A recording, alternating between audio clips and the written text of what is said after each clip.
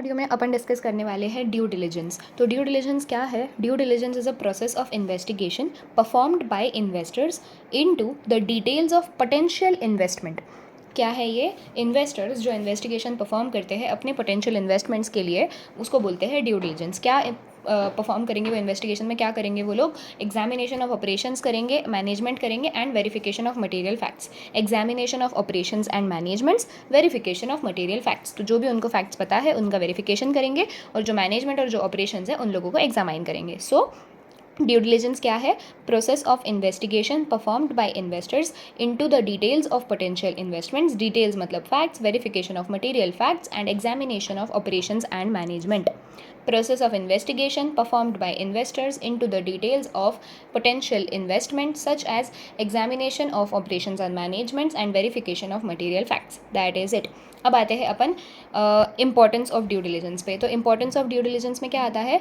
सबसे पहली चीज़ आपको आइडेंटिफाई करने में हेल्प करेगा ये पोटेंशियल डील किलर्स, या फिर जैसे बोलते हैं अपन defects in the target company, जिससे आप एक बैड बिजनेस ट्रांजैक्शन को अवॉइड कर सको। So it is useful to identify the potential deal killers और the defects in the target company to avoid a bad business transaction.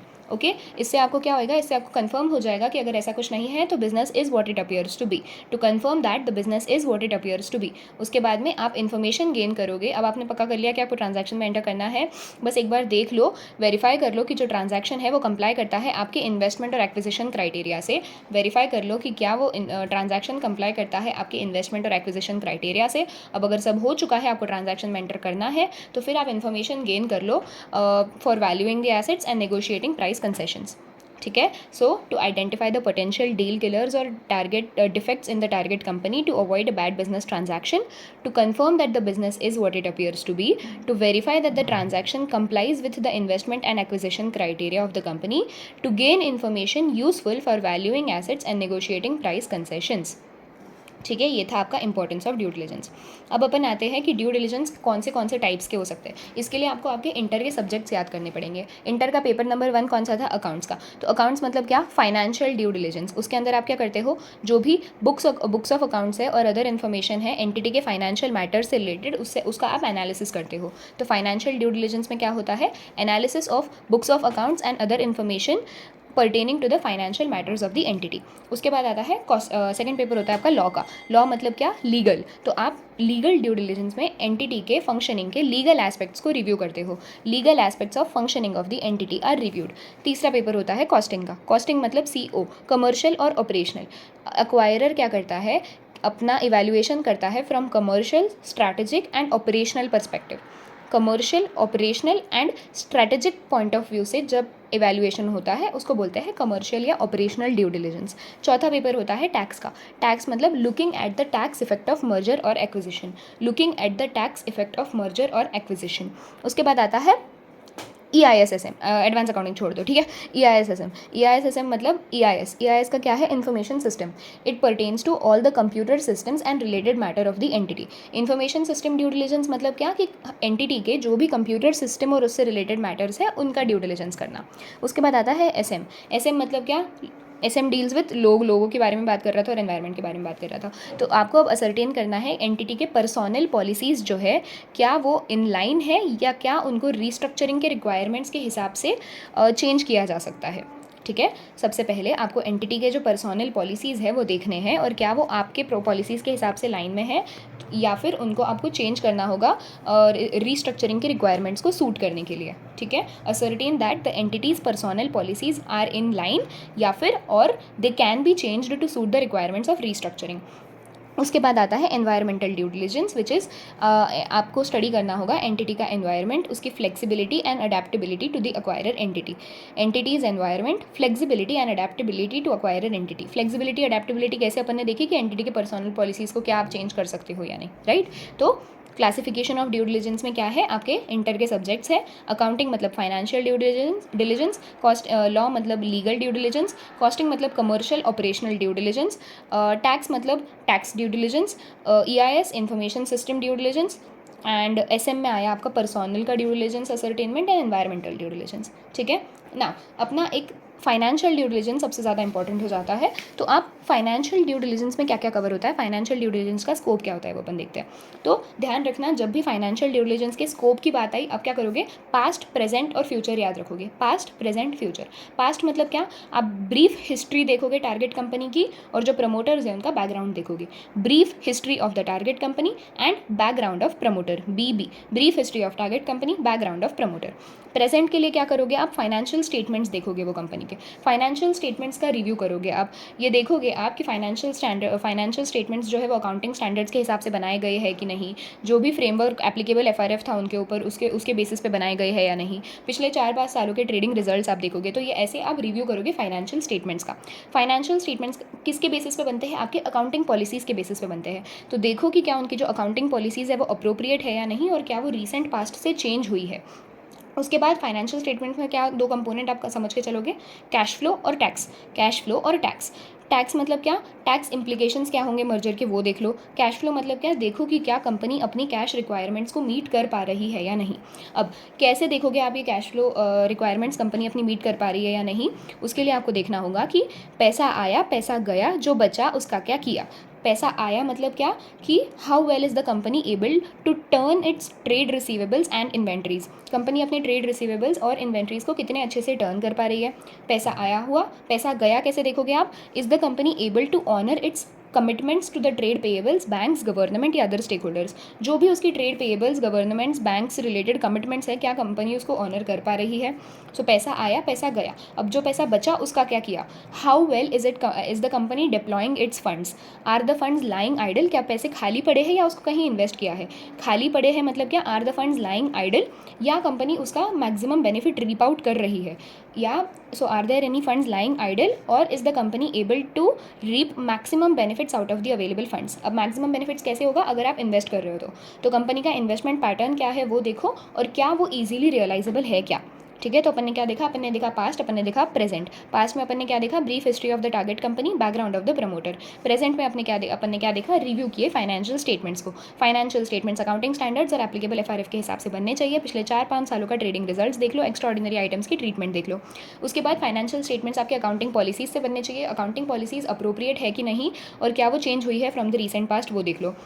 उसके बाद financial statement के दो कंपोनेंट्स याद रखो, कैश फ्लो है और टैक्स है। टैक्स इंप्लीकेशंस क्या आएंगे आपके मर्जर के वो देख रहे हो, और कैश फ्लो मतलब क्या कंपनी अपने कैश रिक्वायरमेंट्स को मीट कर पा रही है यानी वो देखना है आपको। उसके लिए आप क्या देखोगे, पैसा आया, पैसा गया, जो पैसा बचा उसका क्या किया, खाली पड़ा है या मैक्सिमम बेनिफिट्स रिप आउट कर रहे हो। मैक्सिमम बेनिफिट्स रिप आउट कैसे होंगे, इन्वेस्टमेंट करके इन्वेस्टमेंट पैटर्न देख लो, और क्या वो ईजिली रियलाइजेबल है यानी वो देख लो। अब देखेंगे अपन फ्यूचर, तो फ्यूचर में क्या हो सकता है वो देखो, मतलब क्या फाइनेंशियल प्रोजेक्शंस करो अगले 5 सालों के लिए, प्रॉपर अजम्पशन प्रॉपर वर्किंग के साथ में, प्रॉपर अजम्पशन प्रॉपर वर्किंग के साथ में फाइनेंशियल प्रोजेक्शन देखो। अब आगे चल के क्या हो सकता है आपको नहीं पता, क्या पता आपके मैनेजमेंट एम्प्लॉयज़ छोड़ के चले जाए, क्या पता आपको पेनल्टी पे करनी पड़ जाए। ठीक है, तो उसके लिए आपको क्या करना होगा, आपको मैनेजमेंट और एम्प्लॉयज़ का देखना होगा कि रिटेंशन कैसा है, लेबर लिटिगेशंस के इम्पैक्ट क्या आएंगे, क्या ईसॉप्स दिए हुए हैं, क्या सेल्स इंसेंटिव प्रॉमिस किए हुए हैं, क्योंकि आगे चल के ये आपकी लाइबिलिटी बनने वाली है, राइट। तो इसलिए मैनेजमेंट एंड एम्प्लॉयज़ देखो। दूसरा, स्टैट्यूटरी कंप्लायंस कैसा है कंपनी का वो देखो, क्योंकि अगर कंपनी लीगली कंप्लायंट नहीं होगी तो उसको आगे चल के पेनल्टी पे करनी पड़ सकती है।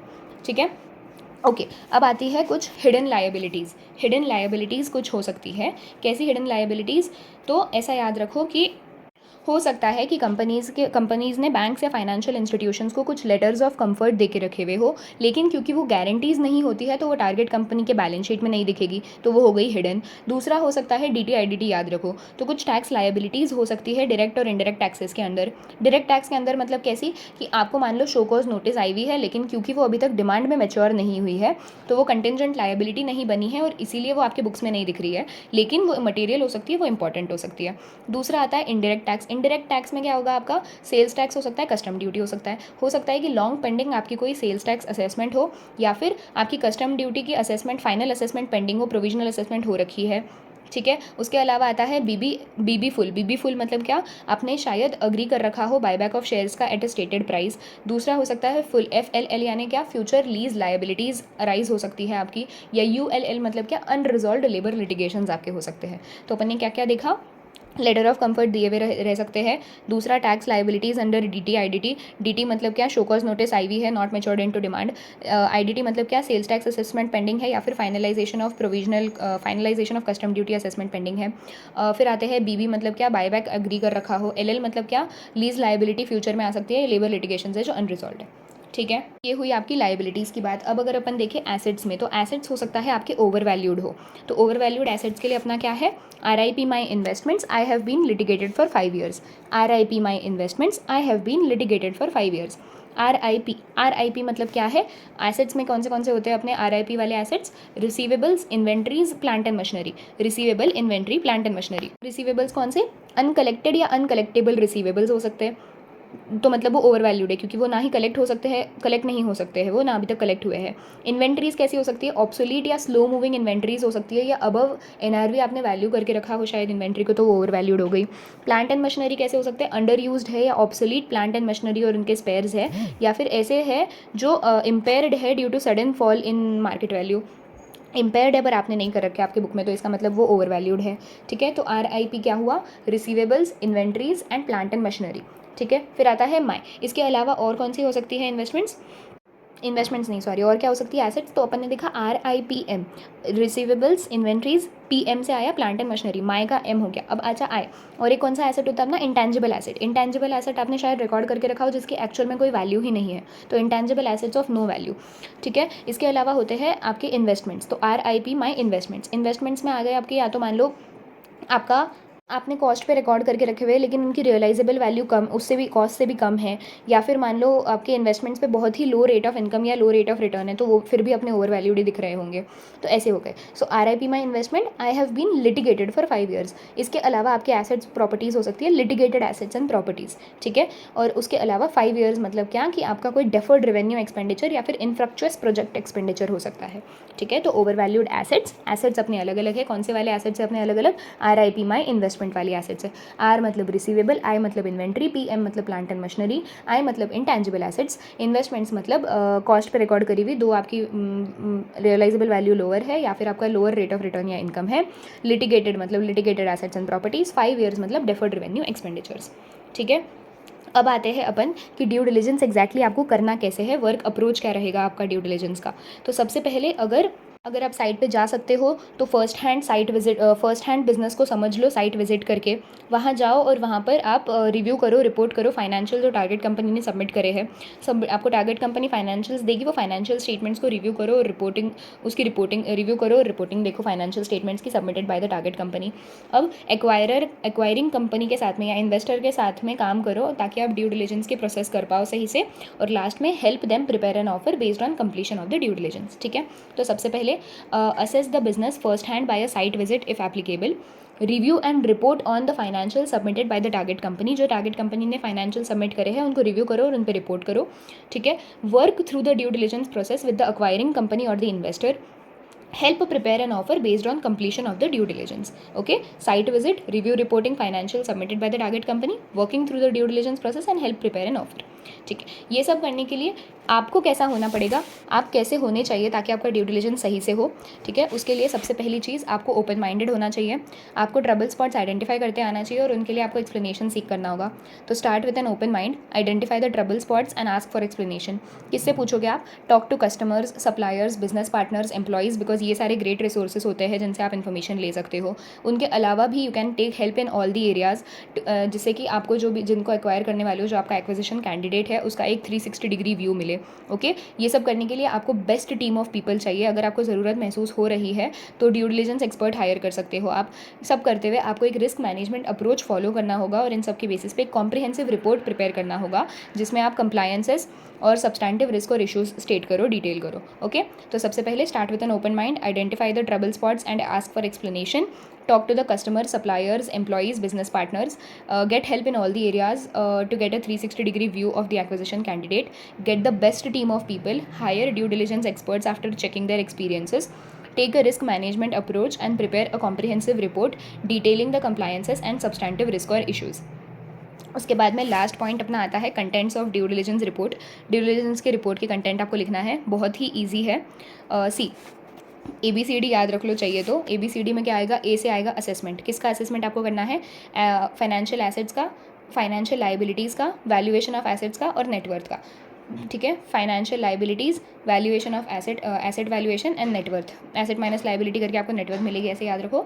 असेसमेंट करना है FL का, एसेट वैल्यूएशन का और नेटवर्थ का। B से आएगा background of the company, brief history of the company, background of the company, brief history of the company. ठीक है, C से आया कोप, कोप से आया स्कोप, C से आया कोप, कोप से आया स्कोप। तो आपको स्कोप भी लिखना होगा आपके वेरिफिकेशन का, क्या टर्म्स है आपके रेफरेंस के और क्या आपका स्कोप है वेरिफिकेशन का। डी से आया ड्यू डिलिजेंस का ऑब्जेक्टिव, डी से आया ड्यू डिलिजेंस का ऑब्जेक्टिव। ई से आई एग्जीक्यूटिव समरी, ई से आई एग्जीक्यूटिव समरी। ई से ही आया आपका इंट्रो। ठीक है, ई से नहीं, आई से आता है इंट्रो, आई नो, बट ई से आया इंट्रो, ऐसे याद रखो। एस लास्ट में ये सब करने के बाद आप एक स्वॉट एनालिसिस परफॉर्म करोगे।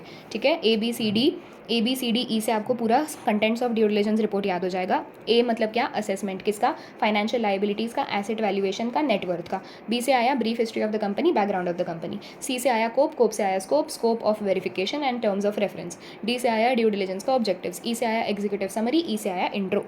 Thank you.